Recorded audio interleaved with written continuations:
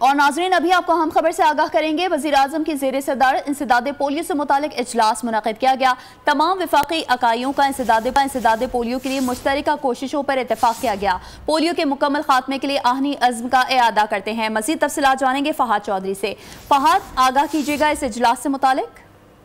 जी देखिए, आज कराची में वज़ीर-ए-आज़म की ज़ेर सदारत इंसदाद पोलियो से मुतालिक अहम जायजा इजलास हुआ, जिसमें वज़ीर आला सिंध मुराद अली शाह, गवर्नर सिंध कामरान टिसौरी और गेट्स फाउंडेशन के सरबराह बिल गेट्स ने वीडियो लिंक के जरिए शिरकत की। इस इजलास में चारों इकाइयों ने पोलियो के खात्मे के लिए कोशिशें तेज करने पर इत्तफाक किया और वज़ीर-ए-आज़म की क़यादत में चारों सूबाई हुकूमतें, हुकूमत गिलगित बल्तिस्तान, आज़ाद कश्मीर मुल्क से पोलियो के खात्मे के लिए पुरअज़्म है। वज़ीर-ए-आज़म ने कहा कि हम पोलियो के मुकम्मल खात्मे के लिए अपने आहनी अज़्म का इआदा करते हैं।